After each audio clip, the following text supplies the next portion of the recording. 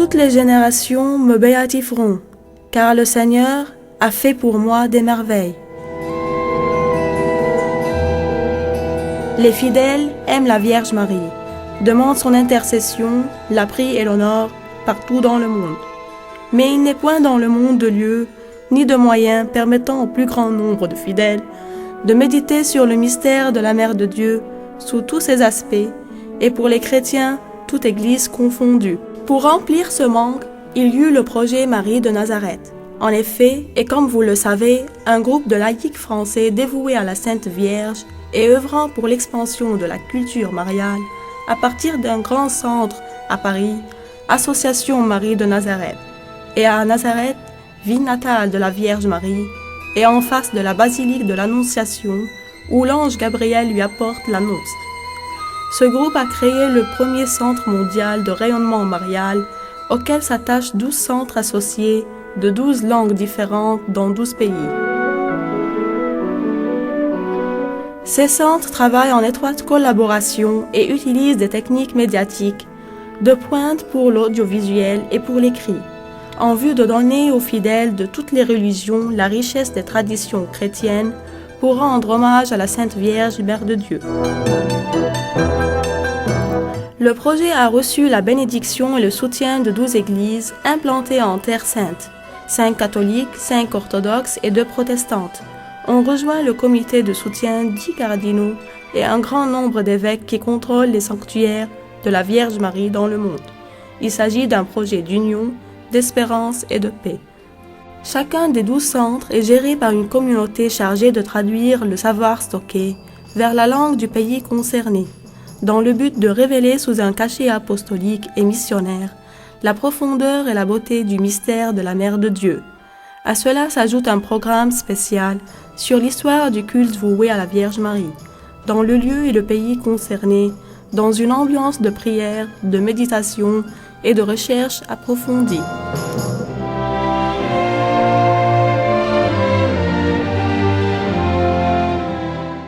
Le contenu de ce savoir est renouvelé en permanence à partir du centre principal de Paris. Les visiteurs, touristes ou pèlerins croyants y trouvent un grand sanctuaire où une marche audiovisuelle de 60 minutes environ leur fera connaître la spiritualité de la Vierge Marie et son rôle dans l'histoire du salut. Ils découvriront également la beauté de la foi chrétienne. Ils disposeront dans ce lieu d'une chapelle, d'une bibliothèque, de salles d'échange et d'interaction, d'un restaurant, d'un centre de récollection spirituelle, de salles de réunion, de séminaires et de congrès, et d'un centre internet en 12 langues. Le projet vise à édifier une nouvelle coopération entre le centre principal et les autres centres associés qui proclament l'Évangile et répondent la bonne nouvelle. Églises de toutes sortes, paroisses, congrégations religieuses, théologiens, organismes apostoliques, sanctuaires mariaux, lieux saints, établissements scolaires et sociaux, œuvrent tous ensemble pour montrer au monde, en des expressions simples et des approches différentes, leur recherche et leur union dans l'amour de la Vierge Marie.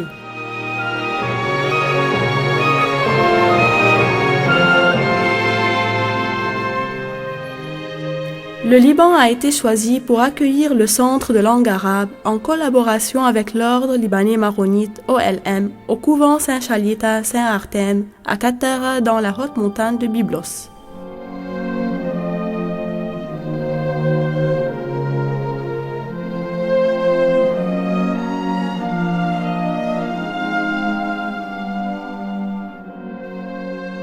Persuadé de l'importance de ce projet et en guise d'incarnation de son amour pour la Vierge Marie, sa patronne, et de son attachement à elle, l'ordre libanais maronite, fondé en 1695 et par accord officiel signé le 8 septembre 2004, a mis ce couvent ainsi que 120 000 mètres carrés de terrain environnant à la disposition du centre marial de langue arabe en collaboration avec le Centre mondial Marie de Nazareth, et ceci pour 20 ans renouvelables.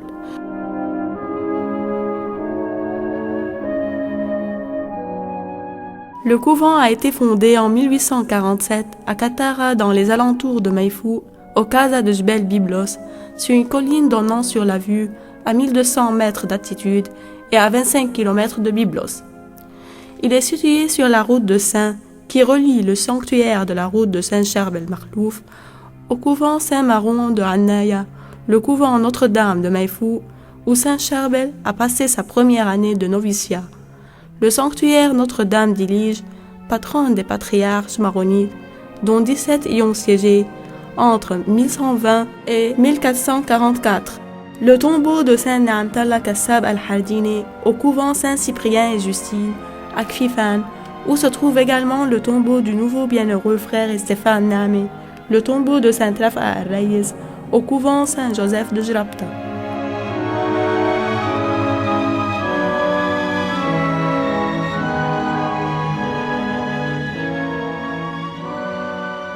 Dans une première étape, le projet a démarré par la restauration du couvent Saint-Chalita, sa remise en état et son équipement, afin qu'il accueille la communauté religieuse qui dirige le centre, le conseil d'administration, les administratifs, les traducteurs et les aumôniers, la bibliothèque, l'entrepôt, la réfectoire, les salles de conférence, la salle de la carte mariale mondiale, la salle de révision, de recherche et d'Internet.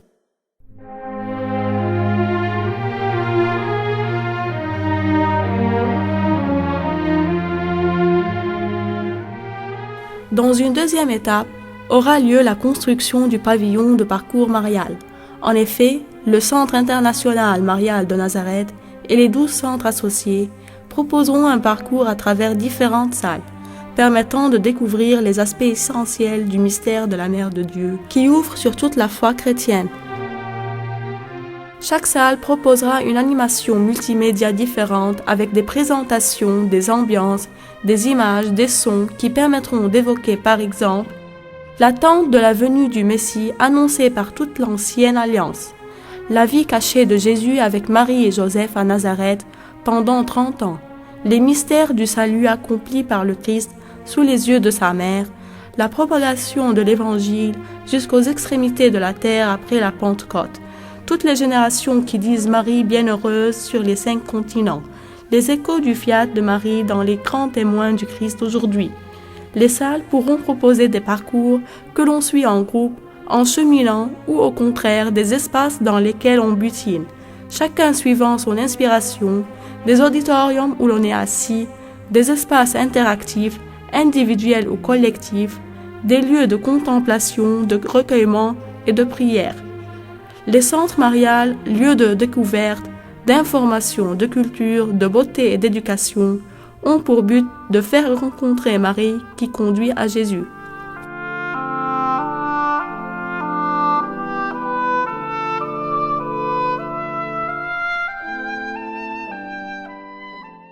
Étape de la visite.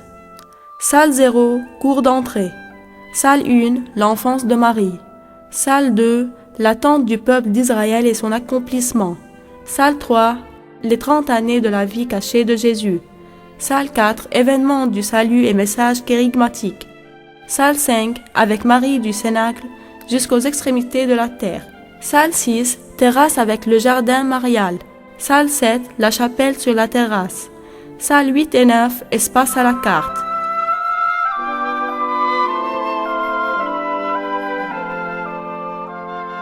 Ce projet a été gratifié de la bénédiction et de l'encouragement de sa béatitude et éminence le cardinal patriarche Nasrallah Pierre Sfer, de son excellence Monseigneur Pshararay, évêque du diocèse de Byblos, élu patriarche d'Antioche et de tout l'Orient des Maronites le 15 mars 2011, du révérendissime Père général et du Conseil général de l'ordre libanais maronite, ainsi que de l'aval et l'encouragement du Saint-Siège.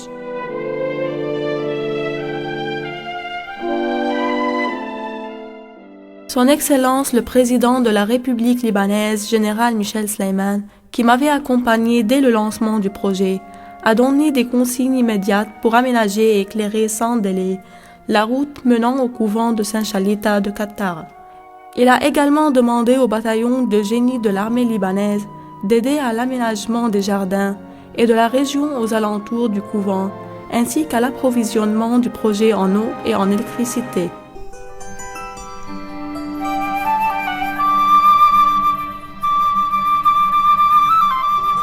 De la sorte, ce pays de la Vierge Marie par excellence qu'est le Liban sera l'un des premiers après Nazareth à avoir adapté ce projet avec tant d'autres pays, et le Liban sera resté fidèle à son amour et à sa spiritualité, afin qu'à partir de cette région même rayonne le mystère de la Vierge dans le monde entier, notamment au Moyen-Orient et dans les pays arabes.